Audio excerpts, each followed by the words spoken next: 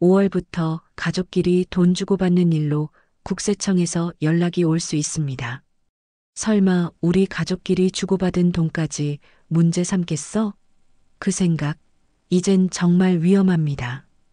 혹시 요즘 뉴스를 보시면서 이런 기사 본 적 있으신가요? 가족 간 계좌이체도 국세청 감시 강화, 사실혼도 추적 대상에 포함. 처음엔 에이, 나랑은 상관없는 얘기겠지 싶지만 조금만 자세히 들여다보면 생각보다 우리 생활 가까이에 와 있습니다. 생활비 보태준 것뿐인데요. 자식이 힘들다길래 도와준 건데요. 부모님께 매달 용돈 보내는 게 뭐가 문제인가요? 이런 말들 너무 익숙하시죠? 그런데 5월부터는 이 평범한 행동들로도 세금 고지서를 받을 수 있는 상황이 됐습니다. 가족이니까, 믿는 사이니까 우리는 너무 쉽게 계좌이체를 합니다. 하지만 국세청은 그런 습관적인 송금조차 탈루나 증여로 의심할 수 있게 되었고, 그 이유엔 분명한 배경이 있었습니다. 국세청은 이젠 가족 전체의 금융 흐름을 한눈에 들여다볼 수 있는 시스템까지 만들었습니다. 게다가 세무 공무원에게는 신고 포상금이 최대 2천만 원까지 주어진다니 누구보다도 열심히 살펴보겠지요. 어쩌면 정말 작은 계좌이체 하나가 왜 이 돈을 주셨나요? 라는 전화 한 통으로 이어질 수도 있는 요즘입니다. 그래서 오늘은 가족 간 금전거래, 어디까지 괜찮고 어디부터 조심해야 하는지를 실제 사례와 함께 차근차근 알려드리겠습니다. 그리고 꼭 알아두셔야 할 절세 전략 2가지도 준비했습니다. 자칫하면 도와주려다 억울하게 세금까지 내게 되는 불상사를 막고 싶으시다면 이번 영상 꼭 끝까지 함께 해주시고 영상이 시작되기 전에 좋아요와 구독을 눌러주세요. 여러분의 작은 클릭이 영상을 만드는 큰 힘이 됩니다. 자, 그러면 왜 요즘 가족끼리 돈을 주고받는 일도 그냥 넘기면 안 되는 상황이 됐는지 이제부터 그 이유를 함께 알아보겠습니다. 2024년 3월 정부는 새로운 세금 규정인 세법 시행령 개정안을 발표했습니다. 그리고 이 개정안은 5월부터 정식으로 시행에 들어갔습니다. 이번 개정안에서 가장 눈에 띄는 변화는 이제 가족 간 금전 거래도 국세청의 감시 대상이 되었다는 것입니다. 그동안은 부모님께 생활비를 드리거나 자녀에게 등록금이나 결혼자금 등 큰 돈을 보내더라도 사적인 영역이라 여겨져 그냥 넘어가는 경우가 많았습니다. 하지만 이제는 다릅니다. 금액이 크거나 횟수가 작거나 사용 목적이 불분명한 거래는 국세청이 증여로 판단하고 조사를 시작할 수 있게 되었습니다. 쉽게 말해 이 돈이 정말 생활비였는지 아니면 슬쩍 재산을 넘긴 건 아닌지 들여다보겠다는 것이죠. 정부가 이렇게까지 나선 이유는 분명합니다. 가족 간 거래를 교묘하게 활용해 세금을 피하려는 시도가 늘어났기 때문입니다. 특히 부모 자식 간, 형제 간, 혹은 친척 사이에서 정기적으로 돈을 주고받으며 실질적으로는 증여가 일어나지만 이를 신고하지 않는 사례가 많았던 것이죠. 예를 하나 들어볼게요. 서울에 사는 70대 김노인께서는 자녀에게 매달 100만 원씩 3년 동안 생활비를 보내왔습니다. 메모란에 생활비라고 적기도 했고 자식이 어려워 보여 돕는다는 마음이었습니다. 하지만 그 돈이 생활비가 아닌 부동산 계약금으로 사용된 사실이 확인되면서 국세청은 이를 단순한 송금이 아닌 재산 이전으로 보았고 결국 증여세를 고지받게 되었습니다. 김 노인께서는 평생을 모은 돈인데 자식 도와준 게 죄냐고 하소연하셨습니다. 하지만 세법은 의도를 따지지 않고 실제 거래 내용과 사용 내역을 기준으로 판단하기에 억울해도 피하기가 어렵습니다. 또 다른 예를 들어보겠습니다.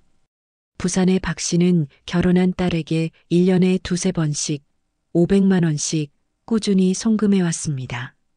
이 정도는 부모가 해줄 수 있는 범위 아니냐 생각하셨던 거죠. 하지만 3년이 지나고 총 거래액이 수천만 원에 달하자 국세청에서 연락이 왔습니다.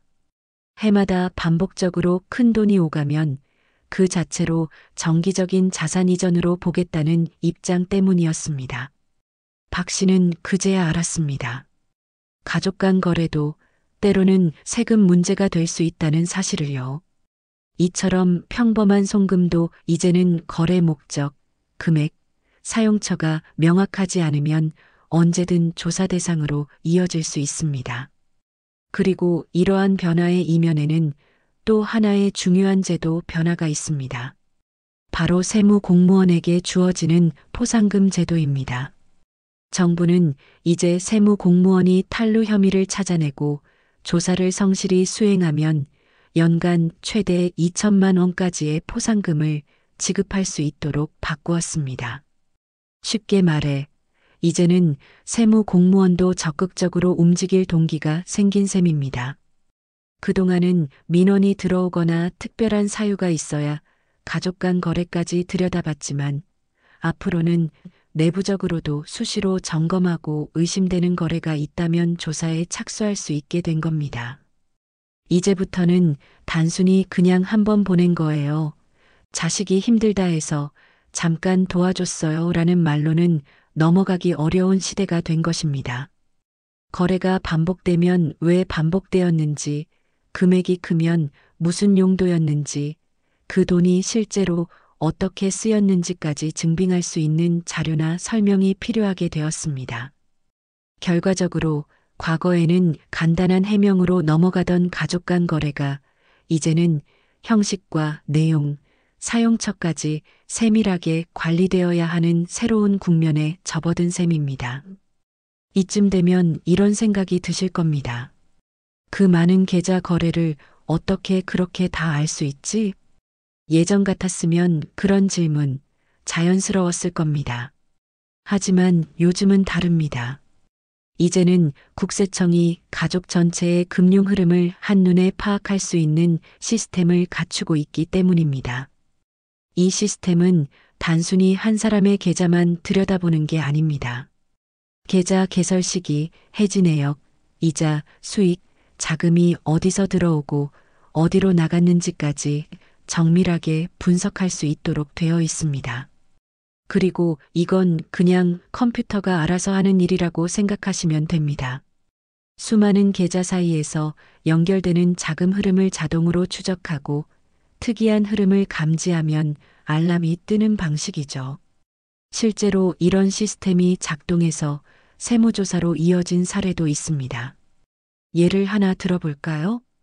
경기도 분당에 사는 66세 이모 씨는 장남이 직장을 그만두고 사업을 시작한다는 이야기를 듣고 초기 자금 명목으로 1억 원을 계좌이체 해주었습니다. 이 씨는 우리 집안일인데 뭐가 문제겠나 싶어서 자식 명의로 바로 이체했고 따로 계약서나 증여 신고는 하지 않았습니다. 그런데 몇 개월 뒤 국세청에서 자녀의 계좌로 유입된 거액의 자금 흐름을 포착했습니다. 자녀 계좌에 1억 원이 입금되자마자 그 금액이 법인 계좌로 이체된 내역이 남아 있었던 거죠. 시스템은 이 흐름을 부모 자산, 자녀 계좌, 사업자금이라는 구조로 판단했고 이는 곧 편법 증여를 통한 사업 지원으로 간주되어 증여세 부과 통보가 내려졌습니다. 이 씨는 억울함을 호소했지만 이미 계좌 흐름과 자금 사용처가 너무 명확하게 드러난 상황이라 별다른 설명 여지도 없었습니다. 이처럼 요즘 국세청은 가족 간 자금 흐름의 패턴까지 정밀하게 분석할 수 있는 시스템을 가지고 있습니다. 그리고 여기서 중요한 점이 하나 더 있습니다. 이 시스템은 본인만 보는 게 아닙니다. 사실혼 배우자, 사촌, 심지어 육촌까지도 추적 대상에 포함됩니다. 형제, 조카, 고모, 사촌 관계에 있는 사람과의 거래도 필요할 경우 함께 들여다볼 수 있다는 뜻입니다. 게다가 조세 탈루 혐의가 있을 경우 영장 없이도 계좌를 들여다볼 수 있습니다. 이건 금융실명법 제4조에 근거한 법적 권한으로 세무조사 시 별도 수사 절차 없이 금융기관에 바로 요청할 수 있게 되어 있는 조항입니다. 이쯤 되면 가족끼리 주고받은 돈까지 왜 이렇게 꼼꼼하게 보지? 하고 의문이 드실 것 같은데요. 앞서 말씀드린 것처럼 세금 탈루를 막기 위한 감시 체계가 전보다 훨씬 더 정교해졌기 때문입니다. 예전에는 금액만 크면 문제가 된다고 생각하셨겠지만 요즘은 그렇지 않습니다. 금액이 작아도 반복되면 문제가 될 수 있고 용도가 불분명해도 조사로 이어질 수 있습니다. 다시 한번 정리해 보겠습니다. 지금 국세청은 단순히 개인의 계좌만 들여다보는 게 아닙니다. 가족 전체의 금융 흐름을 하나로 연결해서 분석할 수 있는 시스템을 이미 갖추고 있습니다. 그래서 단순히 돈이 오갔느냐가 아니라 누가 누구에게 어떤 계좌를 통해 왜 몇 번이나 어떤 패턴으로 송금했는지까지 상세하게 추적이 가능해졌습니다. 그리고 여기서 말하는 가족이란 개념도 예전보다 훨씬 넓어졌습니다. 사실혼 배우자부터 시작해서 사촌, 육촌 같은 먼 친척까지도 필요할 경우 조사 대상에 포함될 수 있습니다. 게다가 조세 탈루 혐의가 있다고 판단되면 영장을 따로 받지 않아도 바로 계좌를 들여다볼 수 있는 권한도 가지고 있습니다. 이건 금융실명법 제4조에 근거한 조항으로 상황에 따라선 수사기관을 거치지 않고 바로 금융정보를 확보할 수 있게 되어 있습니다. 이제는 마음 놓고 계좌 이체를 할 수 있는 시대가 아닙니다. 조금만 흐름이 반복되거나 금액이 커지면 그 자체로 국세청의 감시망에 들어갈 수 있다는 점 꼭 기억해 두셔야겠습니다. 이런 시대에서는 무심코 돈을 주고받는 일도 의도와 목적을 명확히 해두는 습관이 무엇보다 중요합니다. 그렇다면 다음으로 궁금한 건 이 부분일 겁니다. 가족끼리 돈 주고받는 게 뭐가 잘못이냐? 그걸 왜 세금으로 물어요? 아마 많은 분들이 이렇게 생각하실 수 있습니다. 실제로도 생활비 줬다. 자식 힘들다길래 잠깐 도와줬다. 결혼 축하금으로 준 거다 하는 말씀들 정말 많이들 하시죠. 그런데 세금이라는 건 우리의 마음이 아니라 기준으로 움직이는 것입니다. 아무리 선의의 거래라도 조건이 맞으면 국세청 입장에서는 증여로 간주할 수 있는 구조라는 거죠. 자, 그럼 여기서 중요한 개념 하나만 짚고 넘어가야 합니다. 바로 증여란 무엇인가 하는 점입니다. 증여는 말 그대로 돈이나 재산을 무상으로 이전해 주는 것을 의미합니다. 즉, 돈을 받는 사람이 그에 상응하는 대가 없이 받은 경우 이건 법적으로 증여로 보는 겁니다. 여기서 핵심은 바로 대가 없이 라는 부분입니다. 자녀가 특별한 일을 하지 않았는데 부모가 매달 돈을 보내준다. 손주가 생일이라며 몇백만 원을 받았다. 결혼한다고 큰 돈을 계좌로 입금해줬다. 이런 것들은 아무리 가족이라 하더라도 조건만 맞으면 증여세 대상이 될 수 있습니다. 그럼 어느 정도가 문제일까요? 많은 분들이 오해하시는 부분 중 하나가 용돈이나 생활비는 괜찮다면서요? 라는 말입니다. 맞습니다. 실제로 사회통념상 인정되는 용도는 세법상 비과세로 분류되는 항목에 해당합니다. 예를 들어 자녀의 교육비, 부모의 병원비, 명절 용돈, 일상적인 생활비 등은 보통 문제되지 않습니다. 하지만 여기에도 두 가지 중요한 조건이 있습니다. 첫째, 금액이 지나치게 크지 않아야 하고, 둘째, 정말 그 용도로 사용되었는지 확인될 수 있어야 한다는 겁니다. 예를 들어볼게요. 서울 양천구에 사는 윤 여사는 결혼한 딸이 맞벌이 중이라며 손주 돌보미 비용과 학원비에 보태라고 매달 200만 원씩 2년 넘게 송금을 해왔습니다. 딸에게 따로 말은 안 했지만 마음으로는 애 키우느라 고생이 많다는 생각이었죠. 하지만 국세청은 딸 명의 계좌에 반복적으로 큰 금액이 유입된 점, 그리고 그 돈이 실제 학원비 계좌가 아닌 증권사 계좌로 들어갔다는 점을 근거로 실질적으로는 자산 이전이라고 판단했고 결국 윤 여사는 증여세 통지를 받게 되었습니다. 여기서 가장 중요한 건 돈을 왜 보냈는지도 중요하지만 그 돈이 어디에 쓰였는지도 함께 본다는 것입니다. 용돈이라고 생각하고 줬더라도 그 돈이 주식이나 부동산 자금으로 쓰였다면 국세청은 그것을 생계 목적이 아닌 자산 이전으로 해석합니다. 즉, 생활비라는 명목이 실제로 생활비로 쓰이지 않으면 증여로 간주될 수 있다는 것이죠. 또 하나 많이들 놓치는 부분이 있습니다. 반복성입니다. 한 번 준 건 괜찮지 않나요? 이 말도 맞을 수 있습니다. 하지만 그게 매달 반복되거나 몇 년에 걸쳐 누적되면 얘기가 달라집니다. 예를 들어 부모가 자녀에게 5년 동안 매년 1,000만 원씩 송금했다고 가정해 볼게요. 그럼 총 5천만 원이죠? 이 금액은 바로 증여세 공제 한도를 초과하는 순간 과세 대상이 됩니다. 그리고 중요한 건 그 돈을 보내면서 특별히 계약서를 작성하거나 증여 신고를 하지 않았다면 국세청 입장에서는 그냥 무신고 증여로 처리할 수 있다는 점입니다. 결국 핵심은 이겁니다. 가족 간에 돈을 주고받을 때는 이 돈이 왜 오갔는지, 얼마였는지, 어떻게 쓰였는지 세 가지를 스스로 점검해 봐야 한다는 거죠. 만약 자녀가 이 돈을 주식 계좌에 넣었다면 혹은 그 돈으로 차를 샀다면 그건 생활비가 아니라 자산 이전으로 해석될 수 있습니다. 그러니까 다시 한번 정리해 보면 이렇습니다.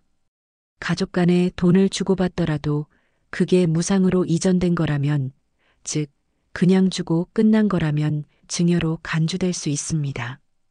자녀 돕는 마음, 부모 챙기는 마음, 그 자체는 너무도 따뜻하고 당연한 일입니다. 하지만 그 마음이 억울한 세금으로 이어지지 않으려면 세금의 기준을 아는 지혜가 꼭 필요합니다. 그렇다면 이런 상황을 피하면서도 가족에게 합법적으로 자산을 이전할 수 있는 방법은 없을까요? 지금부터 그중 가장 현실적이고 활용하기 쉬운 두 가지 절세 전략을 설명드릴게요. 먼저 첫 번째는 증여재산 공제 한도를 잘 활용하는 방법입니다. 국가는 가족 간 자산 이전에 대해 일정 금액까지는 세금 없이 허용하고 있습니다. 이걸 바로 증여재산 공제라고 합니다. 공제 한도는 가족 간 관계에 따라 달라지는데요. 배우자에게는 6억 원까지, 자녀나 손주 같은 직계비속에게는 5천만 원까지, 부모님처럼 직계존속에게도 5천만 원까지, 다만 미성년자일 경우엔 2천만 원까지만 공제가 적용됩니다. 그 외에 친척, 예를 들어 형제나 조카에게는 1,000만 원까지만 가능합니다. 이 기준은 10년 동안의 누적 금액을 기준으로 합니다. 즉, 10년 안에 이 한도를 넘기지만 않으면 세금 없이 가족에게 재산을 이전할 수 있다는 의미죠. 경기도 고양에 사는 정할아버지 이야기를 예로 들어볼게요. 정할아버지는 자녀가 셋인데 각 자녀가 집을 장만하거나 아이들 교육비가 필요하다고 해서 각각 2천만 원씩 도와주기로 마음먹으셨습니다. 처음엔 이렇게 큰 돈을 한 번에 주면 세금이 붙지 않을까? 걱정하셨지만 알아보니 자녀 한 명당 10년 동안 5천만 원까지는 세금 없이 줄 수 있다는 사실을 확인하셨죠. 그래서 정할아버지는 올해 각 자녀에게 2천만 원씩 먼저 주고 3년 뒤에 다시 2천만 원, 그리고 10년 안에 남은 1,000만 원을 추가로 주는 계획을 세우셨습니다. 이렇게 하면 자녀당 5천만 원씩 총 1억 5천만 원을 세금 없이 이전할 수 있는 셈이 됩니다. 이 방법의 핵심은 한꺼번에 주지 말고 나눠서 천천히 주는 겁니다.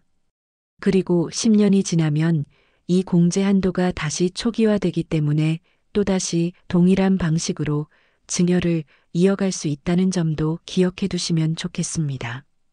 다음으로 두 번째 전략은 연금식 증여 방식입니다. 요즘 많이 활용되는 절세 방법 중 하나인데요. 한 번에 큰 돈을 주는 것이 아니라 작은 금액을 정기적으로 장기간에 걸쳐 나눠서 주는 방식입니다. 이 방법은 연간 이자율, 즉 할인율을 적용해 현재 가치 기준으로 증여액을 평가하기 때문에 과세 기준 자체가 낮아지는 효과가 있습니다. 예를 하나 들어볼게요.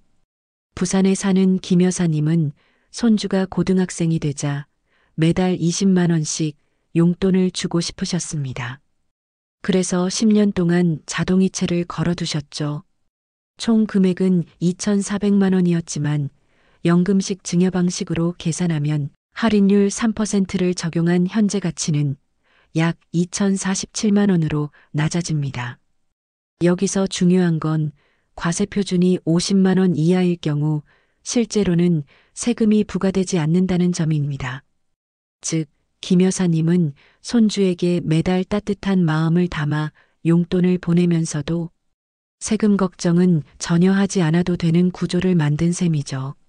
그리고 이 돈을 현금 대신 펀드나 주식 등 금융자산으로 증여하게 되면 이후에 발생하는 수익은 손주 명의로 귀속되기 때문에 추후 소득세나 증여세 부담까지 줄일 수 있습니다. 이건 단순한 절세 전략을 넘어 손주의 미래를 위한 경제 교육과 투자로도 연결될 수 있는 좋은 방법입니다. 이제 정리해 드릴게요. 첫 번째 전략은 증여재산 공제를 활용해 10년 단위로 자녀나 배우자에게 세금 없이 재산을 이전하는 방법입니다. 두 번째 전략은 연금식 증여 방식으로 금액을 나눠서 줄 때 세금 기준 자체를 낮추는 방식입니다. 두 방법 모두 법적으로 허용된 범위 안에서 자녀를 도우면서도 불필요한 세금 부담을 피할 수 있는 아주 현실적이고 효과적인 절세 전략입니다. 자녀를 돕고 싶은 그 마음 무엇보다 소중합니다. 하지만 아무런 준비 없이 마음만 앞서면 그 따뜻한 마음이 오히려 세금이라는 결과로 돌아올 수 있습니다. 그래서 더 필요한 건 따뜻한 마음에 지혜를 더하는 일입니다. 그게 바로 오늘 말씀드린 절세 전략입니다. 우리가 평소에 아무렇지 않게 해오던 일들, 가족끼리 생활비를 조금 보태준다든지, 자녀가 어려울 때 도와준다든지 하는 일이 이제는 생각보다 조심스러운 일이 되고 있다는 것 많이 놀라셨을 수도 있을 겁니다. 그동안은 가족끼리 주고받은 돈이 뭐가 문제야 하고 지나가던 것들이 이제는 하나하나 세금의 기준 안에서 검토되고 판단되고 때로는 과세까지 되는 세상이 되었습니다. 그렇기 때문에 앞으로는 가족 간 거래도 반드시 계획이 필요하다는 점 다시 한번 강조드리고 싶습니다.